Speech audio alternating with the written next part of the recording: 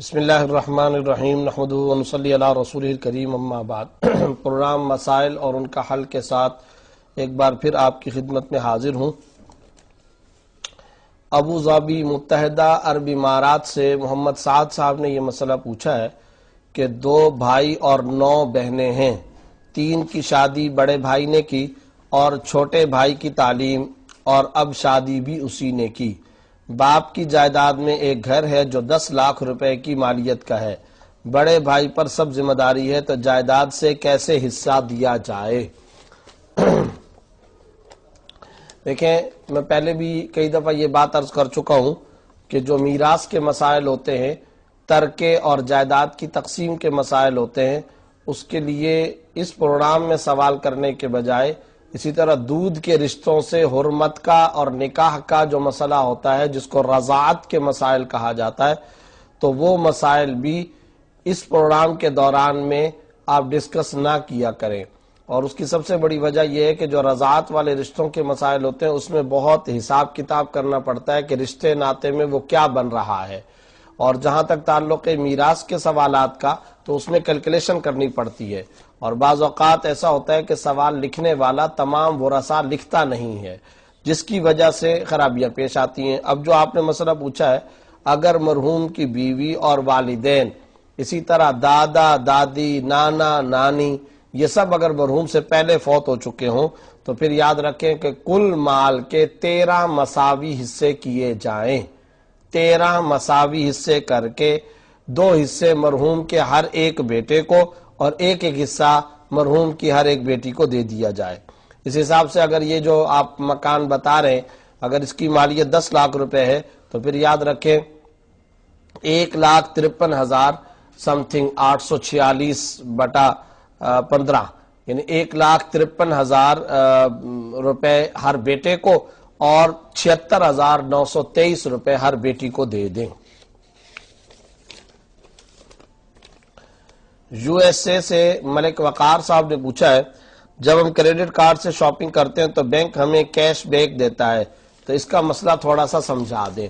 لیکن اس سلسلے میں بینک کی طرف سے جو کریڈٹ کارڈ کے ذریعے خریداری کرنے پر بطور ترغیب کے جو انعام دیا جاتا ہے، وہ یہ بھی اسی انعام کے زمرے میں آتا ہے، تو وہ انعام کریڈٹ کارڈ استعمال کرنے والوں کے لیے شرعاً جائز ہے، بشرطے کہ وہ جو بینک ہے وہ اپنے مخلوط مال سے، یعنی مخصوص علیحدہ سے سودی مال سے نہیں، بلکہ اپنے مخلوط اور مکس جو مال ہے اس مخلوط مال سے دے، اور اس میں اکثر حلال ہو، اور تو ایسی صورت میں ظاہر ہے جب میجورٹی حلال ہوگی تو اس سے انعام وصول کرنا اور اپنے استعمال میں لانا شرعاً جائز ہے۔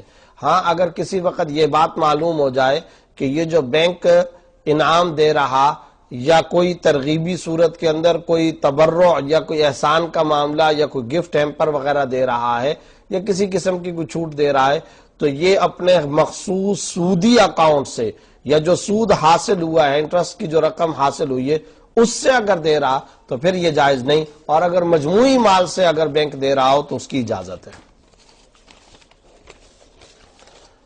لیاقت پور سے زاہد خان نے یہ مسئلہ پوچھا ہے، میرا سوال میزان بینک میں مضاربہ اکاؤنٹ کے حوالے سے ہے، کیا مضاربہ اکاؤنٹ میں پیسے رکھوا کے اس کا منافع لینا حلال ہے یا حرام؟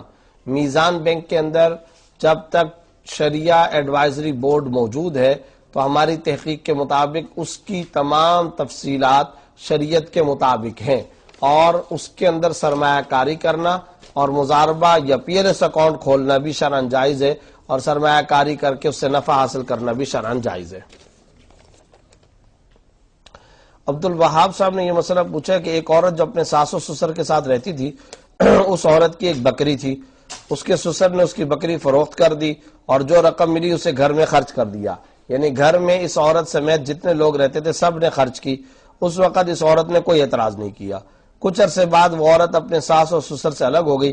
اب 12 سال کے بعد وہ یہ کہتی ہے کہ میرے سسر نے جو بکری فروخت کی تھی وہ تو میری تھی، اب وہ رقم مجھے واپس کرے گا، وہ میرا حق ہے۔ یاد رہے کہ اس وقت اس عورت نے کوئی اعتراض نہیں کیا تھا بکری کے فروخت کرنے پر۔ پوچھنا یہ کہ وہ رقم اپنے سسر سے وصول کرنے کا حق اس کے لیے بنتا ہے یا نہیں، حالانکہ وہ رقم گھر میں سب کے اوپر خرچ ہو چکی ہے۔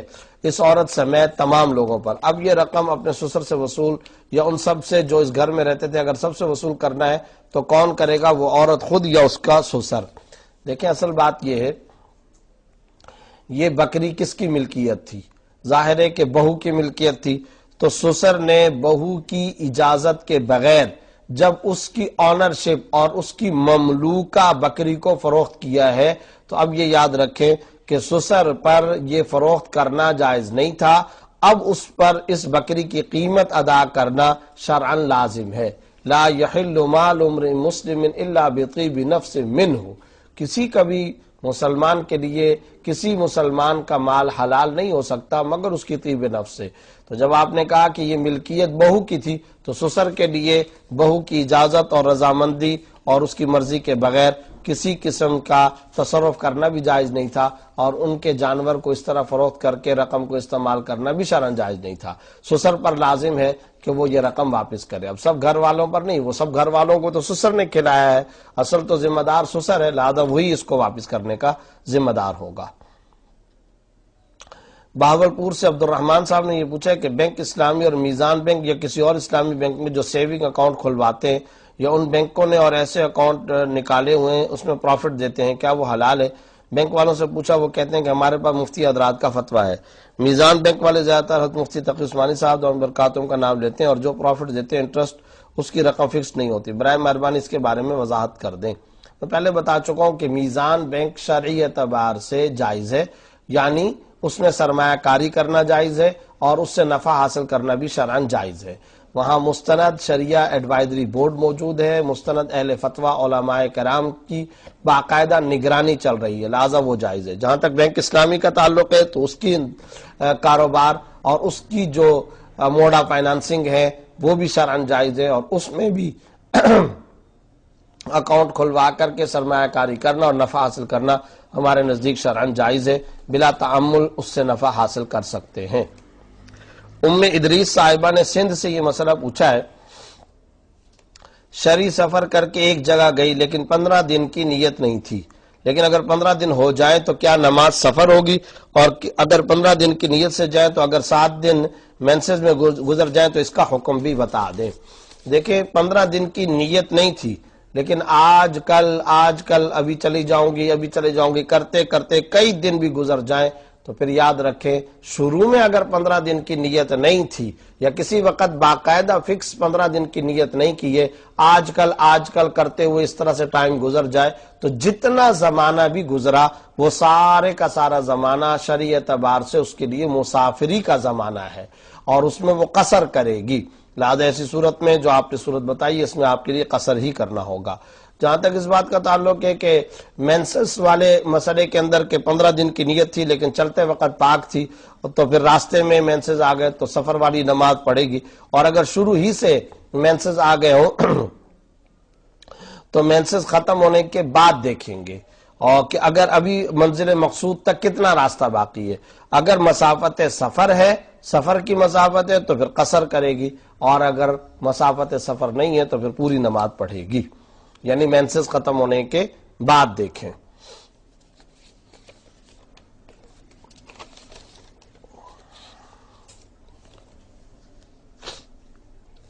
عمان سے ریاض الدین صاحب نے یہ مسئلہ پوچھا ہے، دکان، فلیٹ اور پلاٹ اگر انسٹالمنٹ پر لیے ہیں اور انسٹالمنٹ ابھی چل رہی ہے اور نیت اپنے لیے خریدنے کی ہے ذاتی مقصد کے لیے، اب زکوٰۃ کے حساب میں جمع شدہ انسٹالمنٹ بھی حساب کرنی ہے یا نہیں؟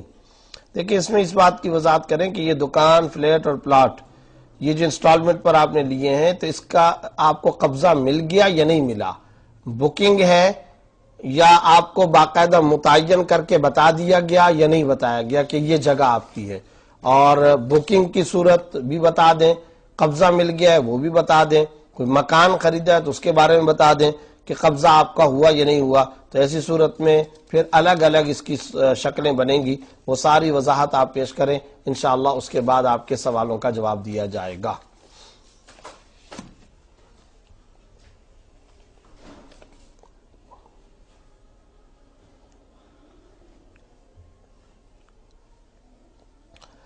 عابدہ صاحبہ نے پوچھا ہے ٹیسٹ ٹیوب بیبی کے بارے میں بتا دیں، کیا اس کا استعمال درست ہے اور مختصر سی وضاحت فرما دیں۔ لیکن گزارش یہ ہے کہ ٹیسٹ ٹیوب بیبی کی کوئی تقریباً 7 صورتیں بنتی ہیں، لیکن اس میں سے جو جائز صورت ہے وہ صرف اور صرف یہ ہے کہ اسی مرد اور اسی عورت کے سپرم لیے جائیں، یعنی اسی کے سپرم لیے جائیں، اسی عورت کے اور اسی مرد کے، یعنی جو شوہر اور بیوی ہے۔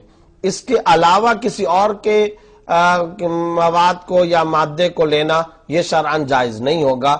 اگر اس طرح کی کوئی صورت ہے تو وہ حرام ہے، وہ ناجائز ہے، اس سے بچنا ضروری ہے۔ اسی شوہر اور اسی بیوی کے اگر سپرم لے کر کے تلقیح کے ذریعے، بیرونی تلقیح اور خارجی انداز کے اندر وہاں اگر بچہ دانی کے اندر یہ مواد رکھا جائے ٹیسٹ ٹیوب بیبی کے ذریعے تو یہ شرعاً جائز ہے۔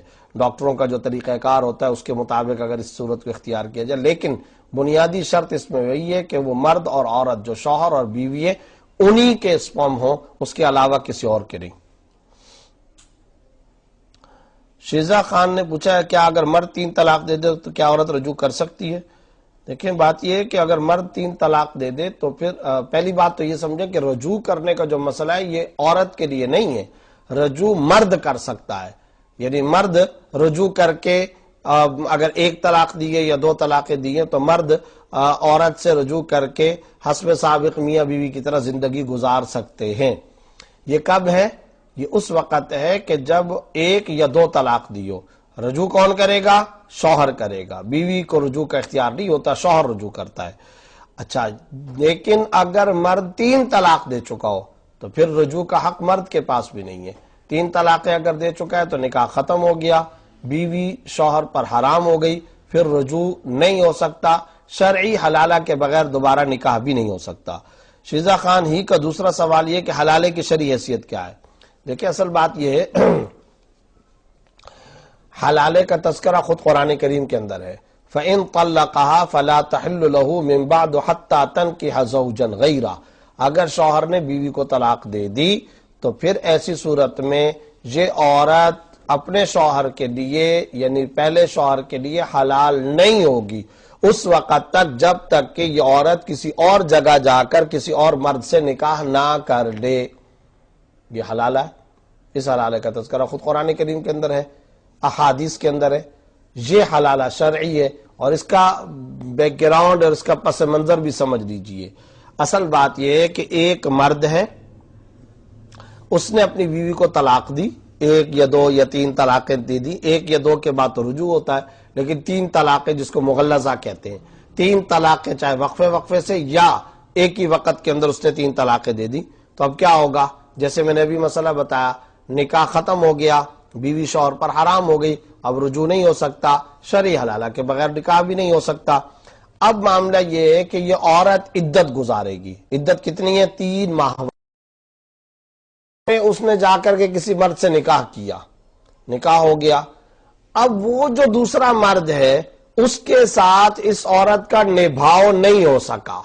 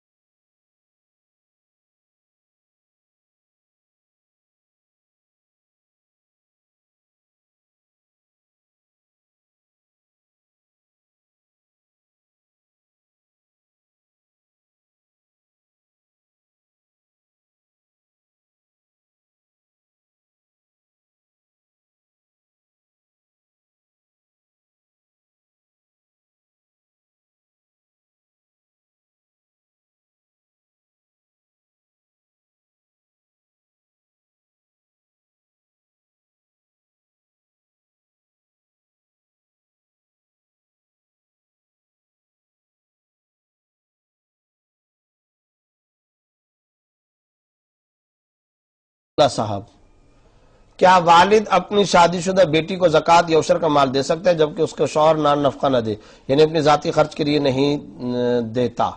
نہیں، ایسی صورت میں یہ یاد رکھیں کہ والد اپنے بیٹے کو، اپنی بیٹی کو، شادی شدہ ہو یا غیر شادی شدہ ہو، زکوٰۃ یا عشر کا مال نہیں دے سکتا۔ یہ اصول یاد رکھیں، یعنی اپنے سے اوپر والوں کو زکوٰۃ نہیں دی جا سکتی، اپنے سے نیچے والوں کو زکوٰۃ نہیں دے سکتے، برابر والوں کو دے سکتے ہیں۔ یہ اصول یاد رکھیں ہمیشہ۔ کیا مطلب اپنے سے اوپر والے کو؟ کوئی آدمی اپنے والد کو، اپنی والدہ کو، دادا دادی، نانا نانی کو زکوٰۃ نہیں دے سکتا۔ اپنے سے نیچے والے، بیٹا بیٹی، پوتا پوتی، نواسا نواسی، ان کو زکوٰۃ نہیں دے سکتا۔ ہاں برابر والے کو، بھائی بہن کو، بہن بھائی کو زکوٰۃ دے سکتے ہیں۔ کیا شوہر کو اپنی اہلیہ کو ماہانہ خرچہ دینا چاہیے؟ اس کی شرعی حیثیت کیا ہے؟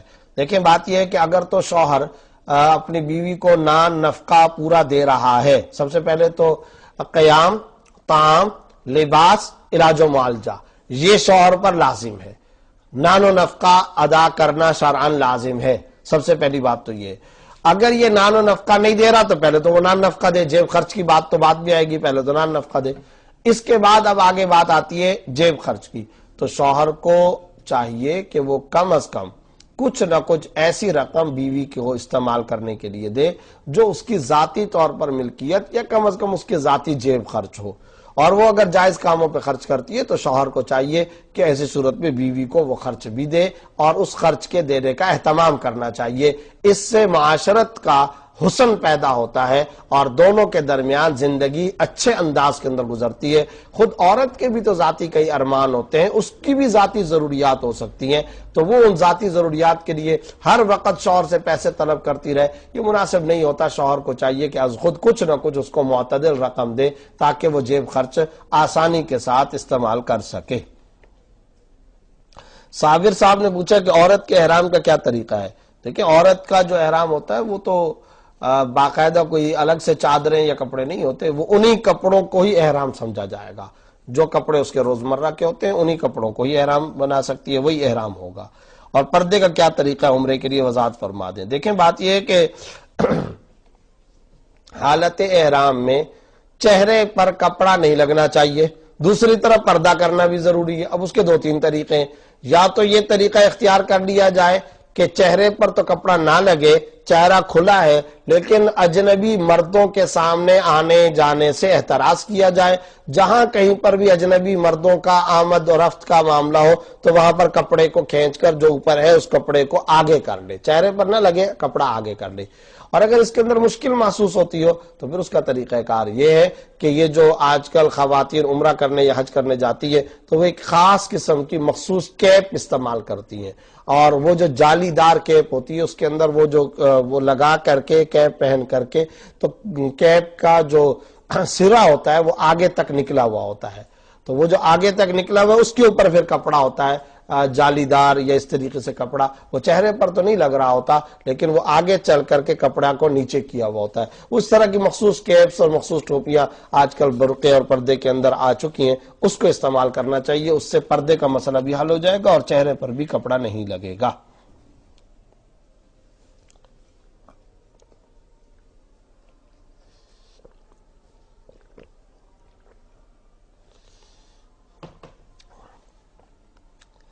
اگر باپ اپنی زندگی میں بیٹوں میں میراث تقسیم کر دے اور ہر ایک کو زندگی میں مالک اور قابض بنا دے، پھر کچھ عرصے کے بعد اس کا ایک اور بیٹا پیدا ہو جائے تو کیا والد دوبارہ اپنے بیٹوں سے جائیداد واپس لے سکتا ہے؟ اور کیا باپ کے مرنے کے بعد یہ بھائی اپنے بھائیوں سے وہ مال طلب کر سکتا ہے؟ آپ نے اس سوال کے اندر لکھا ہے کہ باپ نے اپنی زندگی میں بیٹوں میں میراث تقسیم کر دی، اور پھر اگلا لفظ آپ نے کہا کہ اس نے زندگی میں مالک اور قابض بھی بنا دیا۔ جب اس نے زندگی کے اندر مالک و قابض بنا کر حوالے کر دیا تو پھر یاد رکھیں کہ وہ مال جو بیٹوں کو دیا وہ اس کے مالک بن چکے، شرعی طور پر آنرشپ شفٹ ہو چکی، ٹرانسفر ہو چکی۔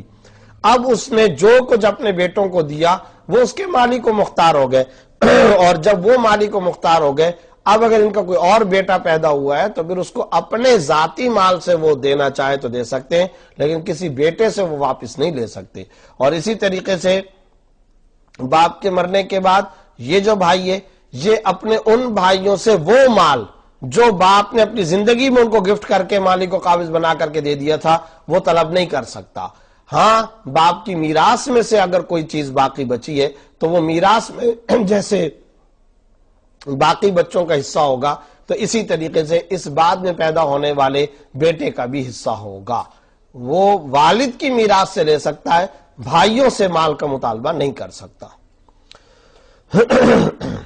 زین صاحب نے یہ پوچھا ہے عورت اپنے زیور کی زکوٰۃ کس کو دے؟ ایک تو وہ جہیز میں لائی ہے اور دوسرا اس کو شوہر نے تحفہ دیا ہے، اس کی زکوٰۃ کس کو دینی ہے؟ دیکھیں بات یہ ہے کہ ذاتی ملکیتی جو زیور ہے اور جس میں آپ نے کہا ہے کہ وہ جہیز میں لے کر کے وہ عورت کی ملکیت ہے، اور وہ اگر قابل زکوٰۃ اماؤنٹ تک یا قابل زکوٰۃ مقدار سونے تک وہ بنتا ہے تو اس کی زکوٰۃ دینی ہوگی۔ اور جو دوسرا آپ نے کہا شوہر نے تحفے میں دیا، اس میں دو باتیں ہیں، ایک تو یہ کہ واقعی تحفے میں دیا یا شوہر نے استعمال کرنے کے لیے دیا۔ اگر شوہر نے بیوی کو مالک کو قابض بنا کر اس کے حوالے کر دیا کہ تمہاری آنرشپ ہے، تمہاری ملکیت ہے، میں تم کو مالک بناتا ہوں، تو پھر اس زیور کی زکوٰۃ بھی اس عورت کو دینا لازم ہوگا۔ رہ گئی یہ بات کہ یہ کس کو دے، تو ظاہر سی بات ہے یہ سیدھا مستحق زکوٰۃ کو دینا ضروری ہے۔ مستحق زکوٰۃ کون ہوتا ہے؟ مستحق زکوٰۃ ہر وہ مسلمان غیر سید غیر ہاشمی جس کی ذاتی ملکیت میں 52.5 تولہ چاندی یا 52.5 تولہ چاندی کے بقدر نقد رقم، ضرورت سے زائد ساز و سامان، مال تجارت یا ان سب کا مجموعہ ملا کر 52.5 تولہ چاندی کے بقدر نہ بنتا ہو، اور وہ سید اور ہاشمی بھی نہ ہو۔ تقریباً یہ کوئی 48,000 کچھ بنتے تھے، اب مجھے تازہ ترین اس کی قیمت کے بارے میں معلوم نہیں، تو اگر کسی کے پاس اتنا اماؤنٹ ہو اس کو بھی نہیں دے سکتے۔ اس اماؤنٹ کے بقدر سونا چاندی نقد رقم ضرورت سے زائد ساز و سامان مال تجارت ان سب کا مجموعہ ملا کر کے اگر 52.5 تولہ چاندی کے بقدر بنتا ہے تو بھی وہ مستحق زکوٰۃ نہیں، اس کو زکوٰۃ نہیں دے سکتے۔ اس سے کم اگر کسی کے پاس ہے اس کو دے سکتے۔ محمد صاحب نے پوچھا نماز میں قرات سے کیا مراد ہے اور کیا قرات پڑھنا فرض ہے یا واجب؟ تفصیلی جواب عنایت فرمائے۔ قرات ساتھ سورہ فاتحہ کی قرات بھی ہے اور اسی طریقے سے قرات سے مراد سورہ فاتحہ کے بعد جو سورت ہے وہ بھی ہے، اور ظاہر ہے کہ یہ دونوں پڑھنا لازم ہے، یعنی سورہ فاتحہ بھی لازم ہے اور نفس قرات فرض ہے، یعنی پورے کے پورے قرآن کریم سے کوئی بھی آیات 3 آیتیں یا ایک آیت جو 3 آیتوں کے برابر ہو، چھوٹی آیتوں کے برابر، یہ قرات کرنا فرض ہے۔ جہاں تک سورہ فاتحہ کا تعلق ہے یہ پڑھنا واجب ہے۔ خلاصہ یہ کہ یہ سورہ فاتحہ اور اس کے ساتھ سورت ملانا شرعاً ضروری ہے، لازم ہے۔ عبد الباسط صاحب نے پوچھا حکومت نے حال ہی میں حج کے پیسے بڑھائے ہیں اور حج مہنگا ہو گیا ہے، شرعی لحاظ سے یہ عمل کیسا ہے؟ دینی چیزوں میں اس حد تک مہنگائی ہو چکی ہے، وضاحت فرمائیں۔ دیکھیں میں اس سلسلے میں پہلے تفصیلی انٹرویو دے چکا ہوں اور میرا خیال ہے کہ شاید درسقرآن.com پر وہ کلپ لگ بھی چکا ہوگا، یا میرے جو فیس بک پیج کا حصہ ہے مفتی محمد زبیر کے نام سے، اس کے اوپر بھی سما ٹی وی کا وہ کلپ لگ چکا ہے۔ اصولی طور پر یہ حکومت کا انتہائی غلط اقدام ہے اور افسوسناک اقدام ہے، اور سچی بات یہ ہے کہ ہماری حکومت موجودہ اقلیتوں کے لیے سہولتوں کا انتظام کر رہی ہے، غیر مسلموں کے لیے، سکھوں کے لیے، ہندوؤں کے لیے، عیسائیوں کے لیے، اور ہمیں کسی اقلیت کو کسی فیسلٹی کو دینے پر کوئی اعتراض بھی نہیں ہے۔ اگر آپ ان کی عبادات اور رسومات کے لیے سہولت کا کوئی سامان کرتے ہیں تو شرعی طور پر ہم اس کی مخالفت بھی نہیں کرتے، لیکن یہ ایک مسلم اکثریتی ملک ہے، اسلامی جمہوریہ پاکستان ہے، اور یہاں عازمین حج کا ارادہ کرنے والوں کے لیے ہر سال حج کو مہنگا کرتے چلے جانا یہ بالکل غلط طریقہ ہے۔ دیگر بے شمار ممالک کے اندر سبسڈی دی جاتی ہے، پڑوسی ملک ہندوستان کے اندر عام طور پر کچھ عرصہ پہلے تک سبسڈی دی جاتی رہی ہے، تو ہم اگر سبسڈی نہیں دے سکتے تو کم از کم درجے کی بات یہ ہے کہ ہم مہنگا تو نہ ہونے دیں۔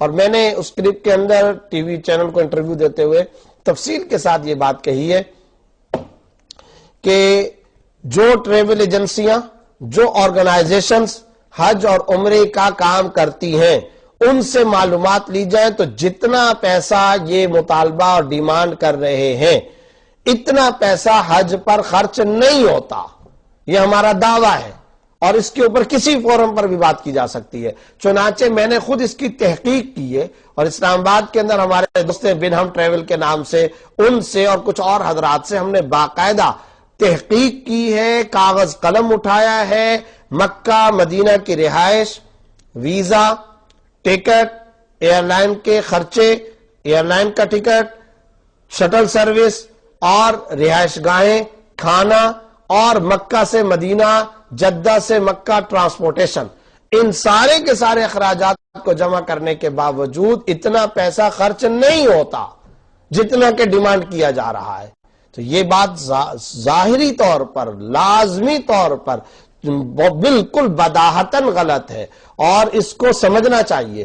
اور ساتھ ہی ساتھ یہ بات بھی عرض کرتا ہوں کہ اگر فرض کریں حکومت یہ بات نہیں مانتی اور وہ کہتی ہے کہ جناب خرچے زیادہ ہوتے ہیں، جبکہ جو اصل صورتحال سے واقف لوگ ہیں وہ حضرات یہ کہتے ہیں کہ وہاں پر ہماری حکومت اور وزارت مذہبی امور کی طرف سے جو لوگ رہائش گاہیں لینے کے لیے جاتے ہیں ان کا کردار بڑا مشکوک رہتا ہے، اور پچھلے ادوار کے اندر حکومت میں ایسے افراد موجود تھے اور ان کے وہاں متعلقین میں ایسے افراد موجود تھے جن کو ہماری یہاں کی سپریم کورٹ اور ہماری یہاں کی باقاعدہ کورٹس نے سزائیں دی ہیں، معطل کیا ہے، گرفتار کیا ہے، وزیر تک کو گرفتار کیا گیا ہے۔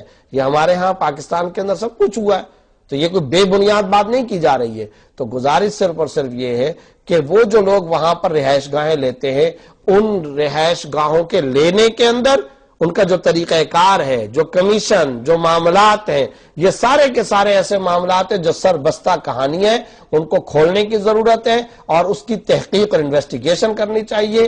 معتدل، عدل و انصاف والے، سچائی والے، خلوص والے اور حج کو مشن اور حج کو صحیح طور پر عبادت سمجھنے والے لوگوں اور اس میں آسانی کو اپنا مشن زندگی بنانے والے لوگوں سے اس سلسلے میں کام لینا چاہیے، ان کو مقرر کرنا چاہیے۔ دوسری گزارش یہ، اگر ہم یہ کہتے ہیں کہ جناب مہنگائی ہو گئی ہے تو کم از کم حکومت کے جو ٹیکس بنتے ہیں، کم از کم حکومت سبسڈی نہیں دے سکتی، حکومت اگر سستا نہیں کر سکتی، حکومت کچھ نہیں کر سکتی، تو کم از کم عازمین حج پر وہ جو مختلف قسم کے ٹیکس ہیں ان ٹیکسوں کو تو ختم کرے۔ یہ ایئرپورٹ ٹیکس ہے، یہ سامان کا ٹیکس ہے، یہ ٹکٹ پر ٹیکس ہے، یہ فلاں چیز پر ٹیکس ہے، یہ کم از کم وہ یہ اعلان کرے کہ جو عازمین حج ہے ہم ان کے اوپر یہ ٹیکس نہیں لگائیں گے۔ یہ کام تو کیا جا سکتا ہے آخری درجے کے اندر۔ تو میں یہ سمجھتا ہوں ریاست مدینہ کی مدعی ریاست نے خود مدینہ جانے کو بہت زیادہ مشکل بنا دیا ہے، اس کے اوپر ہمیں غور کرنا چاہیے اور ہمارے ارباب اقتدار کو اس پر غور کرنا چاہیے۔ اور میں یہ سمجھتا ہوں کہ اگر ہم، اور یہ کوئی بڑا مشکل کام نہیں ہوتا، اگر کوئی درد دل کے ساتھ، اخلاص اور خلوص کے ساتھ وزارت کے کچھ لوگ مل کر کے محنت کریں اور حکومت کے اندر بھی اس بات کا درد ہو تو یہ بہت آسانی کے ساتھ اس کی قیمتوں کو کم کیا جا سکتا ہے، لیکن نیت صحیح ہو، دل کے اندر درد اور کوڑھن ہو تو پھر یہ کام ہو سکتے، ورنہ نہیں۔ یار محمد صاحب نے پوچھا نماز جنازہ میں کتنی صفیں ہونی چاہیے؟ گزارش یہ ہے کہ نماز جنازہ کے اندر کوئی فکس صفیں نہیں ہے متعین طور پر کہ اتنی صفیں ہونا ضروری ہے، البتہ طاق صفیں 3، 5، 7 یہ کر لینا زیادہ اچھی بات ہے، افضل اور مستحب ہے، لیکن کوئی شرعاً فرض یا واجب یا ضروری نہیں ہے کہ اتنی صفیں ہونی چاہیے۔ بند کر دو۔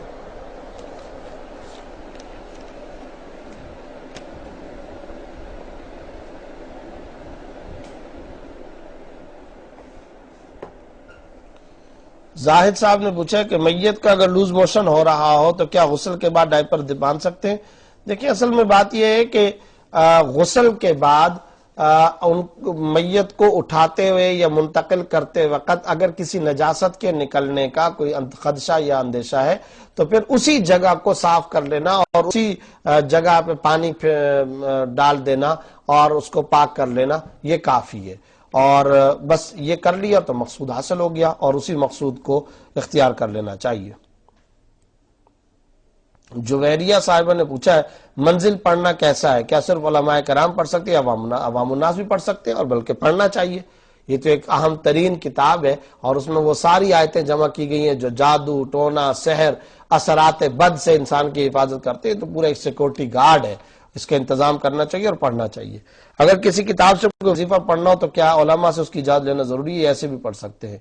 بعض وظیفے ایسے ہوتے ہیں کہ جس میں اجازت لینے کی ضرورت نہیں ہے، مثال کے طور پر عصر کے بعد تسبیحات پڑھنی ہے، فجر کی نماز کے بعد تسبیحات پڑھنی ہے، اذکار متواردہ متوارثہ ہیں، مختلف اوقات کی دعائیں اور وظائف ہیں، اس کے اندر تو اجازت لینے کی ضرورت نہیں ہے۔ البتہ بعض وظائف ہوتے ہیں اور ان کے لیے اگر اجازت دے لی جائے تو یہ زیادہ بہتر ہے۔ انڈیا سے محمد اجمل صاحب نے پوچھا کیا ٹک ٹاک پر ویڈیوز بنانا جائز ہے؟ مسلمان کا وقت اتنا فضول اور بیکار نہیں ہے کہ ان جیسی چیزوں پر اپنے وقت کو برباد کرے۔ من حسن اسلام المرء ترکہ ما لا یعنی، انسان کے اسلام کا، دین کا حسن یہ ہے کہ وہ لا یعنی فضول اور بیکار کاموں کو چھوڑ دے۔ مومنین کی کیا صفات بیان کی گئی ہیں؟ قد افلح المؤمنون الذین هم فی صلاتهم خاشعون والذین هم عن اللغو معرضون، سورہ مومنون آیت نمبر 3 کے اندر۔ اعلیٰ درجے کے جو مسلمان حقیقی مومن کون لوگ ہوتے ہیں؟ بیکار کاموں سے جو اعراض کرنے والے ہوتے ہیں، فضول باتوں بیکار کاموں سے وہ جان چھڑاتے، اعراض کرتے۔ قرآن کریم کا یہ مزاج ہے، تو یہ چیزیں دیکھنا اور اس کے اوپر اپنے نقل و حرکت کرنا، اور پھر جن چیزوں میں عام طور پہ استعمال ہو رہا ہے، موسیقی، تصویر اور گانے باجے، یہ سب فضول کی باتیں اور فضول کی چیزیں، ان سے احتراز ہی کیا جائے۔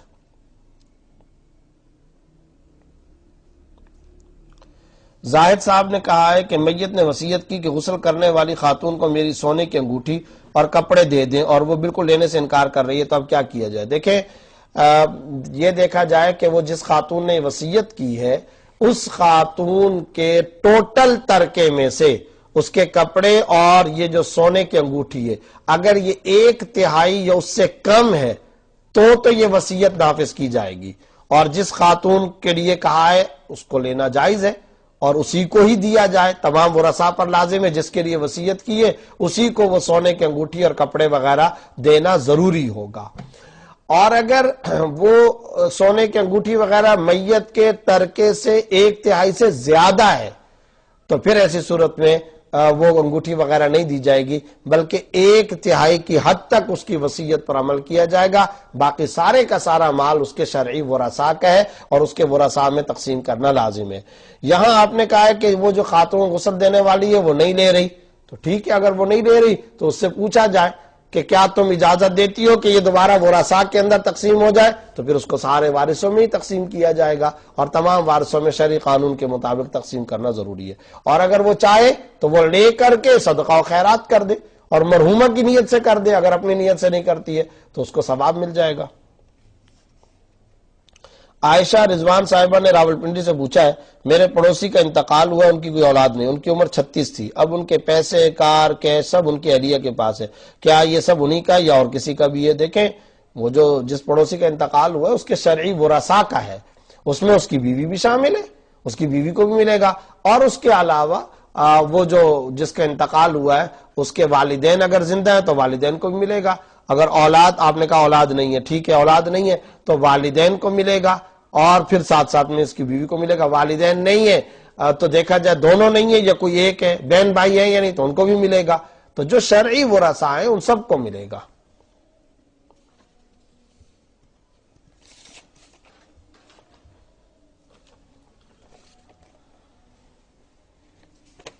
آصف علی صاحب نے پوچھا بندہ اگر گھوڑے یا گدھے پر سوار اور پسینہ ہے تو کیا وہ کپڑے پاک ہیں یا ناپاک؟ پاک ہیں۔ احترام الحق صاحب نے پوچھا 5 رکعت کے لیے کھڑا ہو کر بیٹھ جائے تو کیا سجدہ صاحب کرنا ہے؟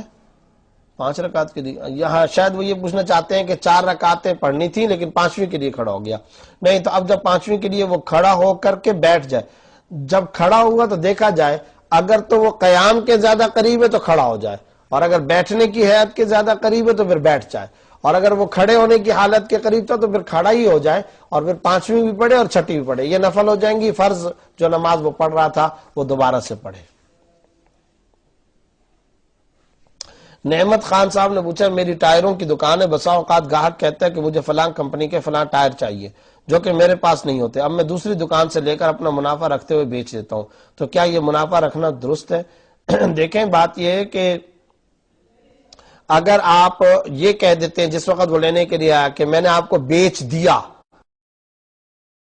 جائے آپ کی ملکیت میں وہ آگئے، پھر آپ اگر اپنا نفع رکھ کر کے یہ کہیں کہ میں اتنے میں بیچتا ہوں تو یہ شرعاً جائز ہے۔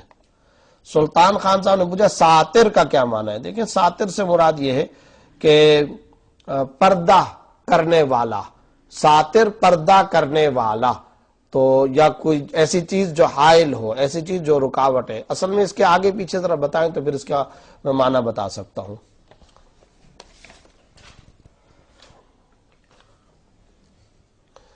جادو دور کرنے کا طریقہ مبینہ ریاض صاحبہ نے پوچھا. یہ جو منزل کا کہا گیا ایک تو اس کا اہتمام کریں, چاروں قل پڑھنے کا اہتمام کریں, سورہ فاتحہ آیت الکرسی چاروں قل پڑھنے کا اہتمام کریں.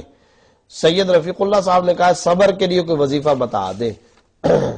صبر کے لیے یہی وظیفہ ہے کہ ایک تو اپنے طور پر اس کا اہتمام کریں اور ساتھ ہی ساتھ صبر پر جو اجر ملنے والا ہے, جیسے انما یوفی الصابرون اجرهم بغیر حساب, اللہ رب العزت صبر کرنے والوں کو اجر عطا فرماتے ہیں بغیر حساب و شمار کے. اس صبر والے اجر و ثواب کو ذہن میں رکھنا ضروری ہے.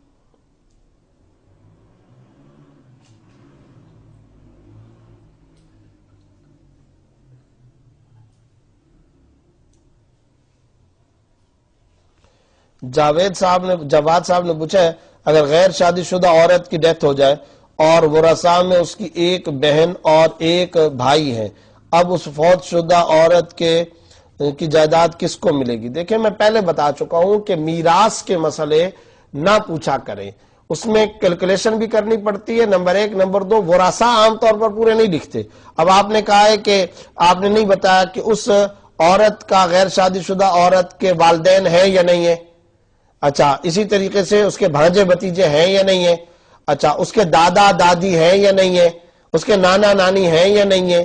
تو یہ سارے جب تک نہیں بتائیں گے اس وقت تک نہیں پتہ چل سکے گا.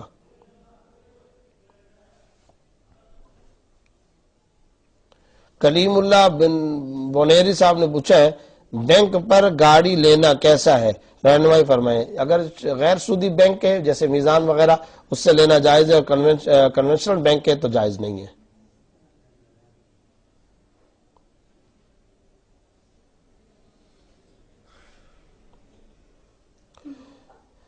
ظفر اقبال صاحب نے پوچھا ہے کیا نماز جنازہ پڑھنے والوں کی وجہ سے یا ان کی دعا سے میت چونکہ گناہگار کبائر گناہ بھی ہو تو کیا بخشش ہو جاتی ہے؟ جی ہاں, دیکھیں احادیث سے پتہ چلتا ہے کہ اس کے لیے بہت سہولت ہوتی ہے, اور احادیث سے پتہ چلتا ہے کہ مسلمان جب زیادہ ہوتے ہیں اور وہ دعا کرتے ہیں تو گویا کہ مسلمان اللہ تعالیٰ سے سفارش کرتے ہیں, تو اللہ رب العزت کی رحمت تو بہانے تلاش کرتی ہے, تو بہت سہولت ہوتی ہے. جہاں تک گناہوں کا تعلق ہے تو کسی نے اگر دعائیں کی ہوں تو دعائیں کیوں نہیں قبول ہوتی ہیں؟ یقیناً قبول ہوتی ہیں. میت کے لیے دعا کرنا تو قرآن کریم کی تعلیم ہے. ہم کیا ہر نماز میں پڑھتے ہیں ربنا اغفر لی ولی والدی وللمؤمنین یوم یقوم الحساب, تو ہم دعا تو کر رہے ہیں. تو اگر یہ دعا فائدہ نہ پہنچاتی تو پھر ہم یہ دعا کیوں کر رہے تھے؟ اس کا مطلب یہ کہ دعا سے ان کے کبائر گناہ اور ان کے جو گناہ ہیں وہ بھی معاف ہوتے ہیں.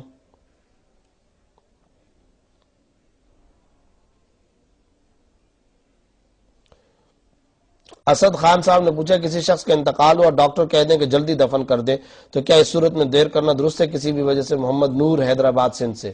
دیکھیں بات یہ ہے کہ ویسے ہی میت کی تجہیز و تکفین میں تاخیر نہیں کرنی چاہیے, اور تجہیز و تکفین جلد کرنی چاہیے, تدفین بھی جلدی کرنی چاہیے. اور جب آپ نے ڈاکٹر کا کہا تو اصل بات یہ ہے کہ ڈاکٹر نے کسی وجہ کی بنیاد پر کہا ہوگا کہ شاید اس میت کو کوئی ایسی بیماری لاحق ہوئی ہوگی کہ جس سے اس کے پھٹنے کا, پھولنے کا, یا بعض اوقات بہت لمبے عرصے تک دوائیاں استعمال کی ہوئی ہوتی ہے میت نے, یا یہ ہے کہ کوئی بدبو وغیرہ کا خطرہ ہوتا ہے, تو ڈاکٹر نے اگر کہا ہے تو اس کا خاص طور پہ اہتمام کرنا چاہیے. ایک تو یہ کہ شرعی تعلیم, شرعی حکم بھی ہے, اوپر سے ڈاکٹر نے بھی کہہ دیا, تو یقیناً اس میں جلدی ہی کرنا ضروری ہے.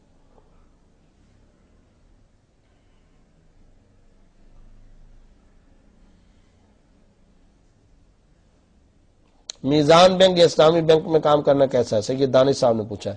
جائز ہے, کر سکتے ہیں. نماز ابابین کیا ہے, کس وقت پڑھی جاتی ہے؟ مغرب کے بعد 2, 4, 6 یہ پڑھ لیں.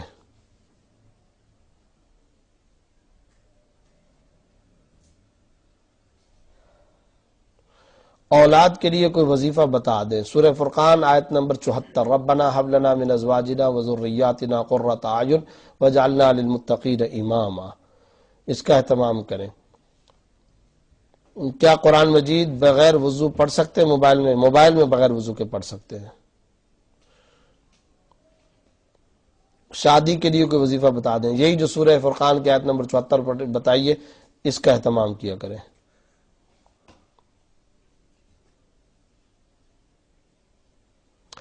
اگر کسی میت کی نمازیں پوری ادا نہ ہوئی ہوں تو کیا کرنا چاہیے؟ شاہرہ عدیل نے پوچھا ہے. اس کا جواب یہ ہے کہ دیکھیں اگر تو وہ وصیت کر چکا تو پھر اس کے ترکے سے اس کی نمازوں کا فدیہ ادا کیا جائے گا، اور اگر اس نے وصیت نہیں کی ہے تو پھر ورثاء پر ہے، ورثاء اگر اس کی نمازوں کا ایک رف آئیڈیا اور ایک غالب گمان کے مطابق حساب لگا کر کے فدیہ ادا کریں گے اپنے ذاتی مال، اپنے ذاتی حصے جو ان کو ملے ہیں، تو یہ ان کے لیے یقیناً بہت بڑا اجر و ثواب کا کام ہوگا، اور امید ہے کہ اللہ رب العزت ان کی نمازوں کا بھی ریپلیسمنٹ فرما دیں گے۔ آج کی نشست میں آپ کے انہی سوالات کے جوابات پر اکتفا کرتا ہوں، انشاءاللہ اگلے اتوار کو آپ کے دیگر سوالات اور ان کے جوابات کے ساتھ دوبارہ حاضر ہوں گا۔